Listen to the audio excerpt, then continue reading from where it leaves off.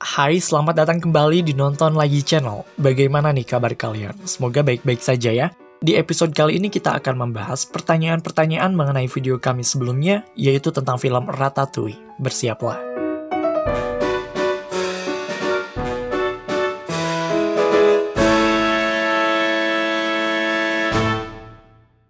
Oke guys, sebelumnya kami akan mengucapkan terima kasih banyak kepada kalian yang sudah subscribe dan menonton video-video dari Nonton Lagi Channel. Kami sangat senang karena banyak dari kalian yang sangat kritis dalam mengemukakan pertanyaan maupun pendapat yang mind-blowing di kolom komentar.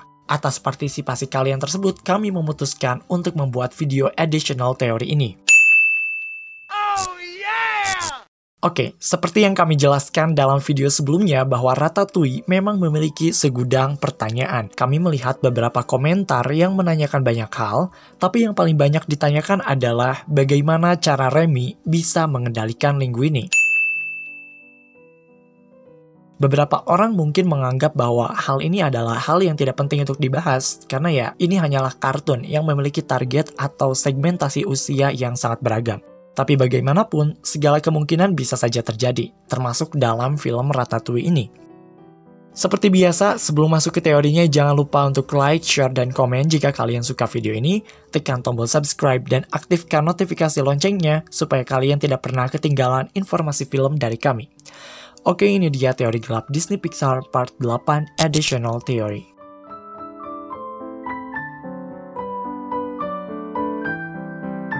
Pertanyaan pertama, bagaimana cara Remy mengendalikan Linguini? Untuk pertanyaan ini, ada beberapa teori yang cukup populer di kalangan fan teoris. Kami akan membahasnya satu persatu. Teori pertama datang dari channel YouTube The Theorizer. Channel tersebut menjelaskan sebuah kemungkinan dari pertanyaan di atas. Alasan mengapa Remy bisa mengendalikan Linguini adalah karena ada sesuatu yang janggal dalam tubuh Linguini. Kita bisa melihat dalam film bahwa respon atau gerakan refleks dari Linguini itu sangat sensitif, sehingga dengan tarikan rambut pun bisa menggerakkan bagian tubuh yang lain. Seekor tikus bisa mengendalikan tubuh manusia dengan hanya sebuah tarikan rambut adalah sebuah keadaan yang tidak normal. Ketika melakukan riset lebih dalam, ternyata memang ada sebuah kelainan yang disebut dengan autonomic dysreflexia, atau yang juga dikenal dengan istilah hyperreflexia. Pada umumnya, jika seseorang mengalami kelainan ini, maka dia akan sangat sensitif terhadap sebuah gerakan. Selain itu, dia juga akan banyak merasakan kejang dan menyentak. Beberapa gejala lain yang akan terlihat dari penderita kelainan ini adalah kegilaan yang berlebihan, kedutan, dan juga pembengkakan hidung. Jika kita lihat secara fisik, Linguini mungkin saja menderita kelainan ini. Bukti yang paling obvious adalah hidungnya yang terlihat sangat besar di antara karakter-karakter yang lain. Namun pada akhirnya, teori ini banyak yang membantah karena autonomic dysreflexia merupakan salah satu kelainan yang mematikan. Kelainan ini biasanya disebabkan oleh cedera pada otak atau sumsum tulang belakang.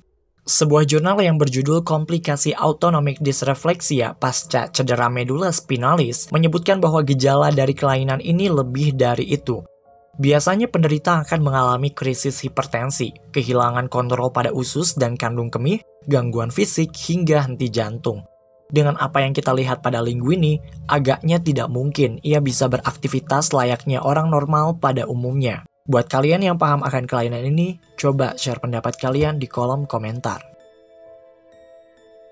Teori kedua, bagaimana cara Remy bisa mengendalikan Linguini adalah karena kemampuan si Remy itu sendiri. Seperti yang telah kita ketahui bersama dalam buku teori film Disney Pixar yang ditulis oleh seorang blogger bernama John Negroni, menyatakan bahwa salah satu karakteristik dalam film animasi Disney Pixar adalah keberadaan hewan yang semakin lama semakin cerdas. Keberadaan hewan-hewan yang cerdas ini mungkin saja dipengaruhi oleh produk-produk atau benda yang sudah memiliki kecanggihan artificial intelligence. Seperti yang kita lihat di film Up, di mana para anjing menggunakan kalung penerjemah dari bahasa anjing ke bahasa Inggris.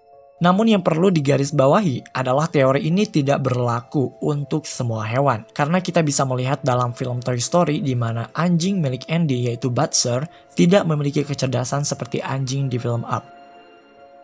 Nah, dalam kasus Remy dan Linguini ini, Remy termasuk ke dalam tikus pengerat yang memiliki kecerdasan. Kecerdasannya itu terlihat dari beberapa kebiasaannya yang terlihat janggal di mata tikus lain. Misalnya ia lebih suka berjalan menggunakan dua kaki, berdiri layaknya manusia, selalu cuci tangan sebelum makan atau memasak, dan yang paling penting, dia bisa membaca.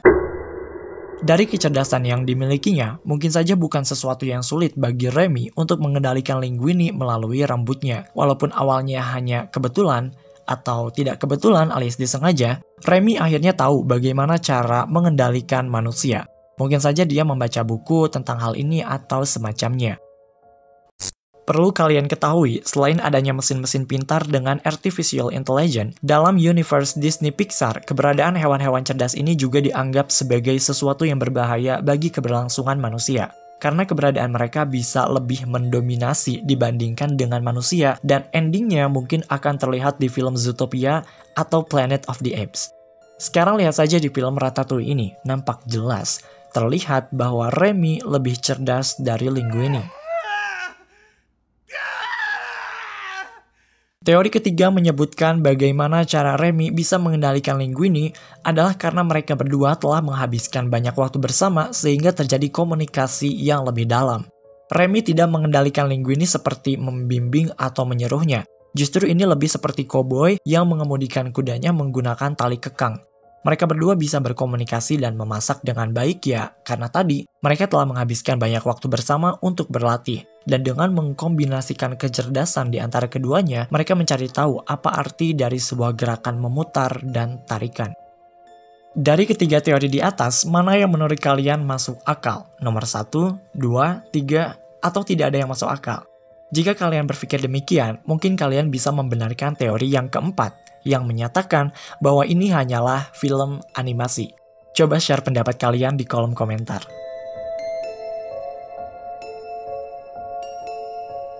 Pertanyaan kedua, apakah Gusto bisa memasak?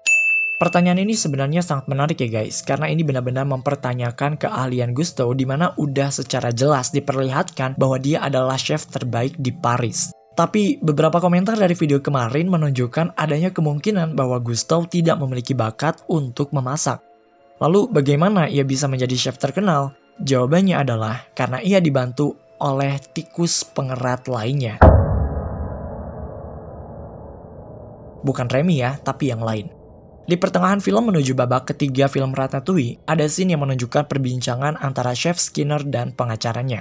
Di akhir perbincangan mereka, pengacaranya berkata bahwa dia harus melakukan tes ulang terhadap DNA rambut yang ada di topi Gusto. Karena hasil lab menunjukkan bahwa rambut tersebut adalah rambut seekor tikus pengerat.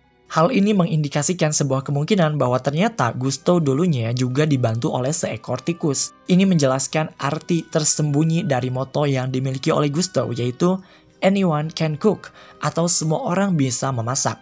Ya, semua orang bisa memasak, tidak terkecuali seekor tikus. Lalu, tikus mana yang bisa membantu Chef Gusto hingga ia bisa menjadi terkenal? Yang pasti bukan Remy ya, karena usia tikus bertahan hidup rata-rata hanya sampai usia 3 tahun saja. Memang bukan Remy, tapi mungkin saja masih satu keturunan dengan Remy. Kita tahu bahwa Remy dilahirkan dengan sebuah karunia atau bakat di mana indera penciumannya sangat sensitif. Dan hal ini menjadi salah satu faktor mengapa dia tahu betul berbagai macam resep makanan. Sebuah bakat kemungkinan besar tidak datang begitu saja, justru sifatnya adalah diturunkan dari generasi sebelumnya. Jadi mungkin saja tikus yang membantu Gusto adalah satu keluarga dengan Remy. Hal ini juga mungkin menjelaskan mengapa arwah Gusto selalu memperlihatkan diri pada Remy. Selain karena Remy-nya sendiri sangat mengidolakan Gusto, namun juga karena nenek moyang Remy dulu pernah membantu Gusto itu sendiri. Pertanyaan ketiga, kenapa Anton Ego jadi baik di ending film? Pertanyaan ini memiliki dua kemungkinan jawaban. Pertama, Anton Ego menjadi baik di ending film karena dish yang dihidangkan oleh si tikus Remy yaitu Ratatouille.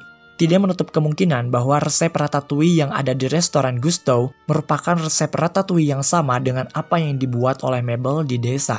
Itulah sebabnya mengapa ketika Anton Ego mencicipi Ratatouille yang ada di restoran, mengingatkannya pada Ratatouille buatan ibunya di desa.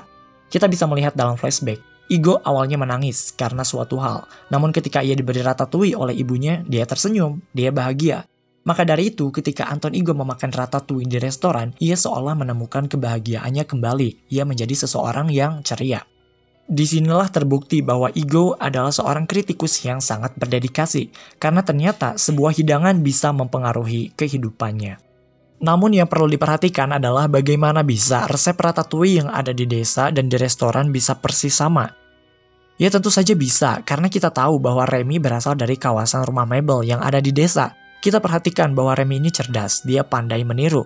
Mungkin saja Remy selalu memperhatikan bagaimana Mabel memasak ratatouille, sehingga ia tahu persis resepnya. Kemungkinan yang kedua adalah karena Igo telah berhasil meraih tujuannya.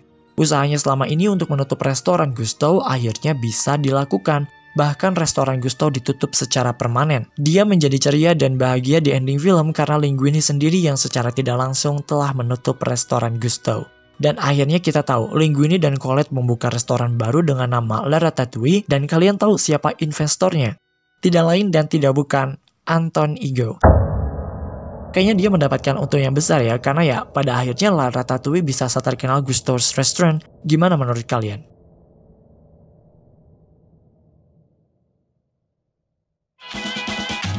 Oke guys, itu dia teori gelap Disney Pixar Part 8 Additional Theory. Kami ingatkan kembali, ini hanyalah sebuah teori di mana segala kemungkinan bisa terjadi dan tentu saja kalian bebas untuk percaya atau tidak.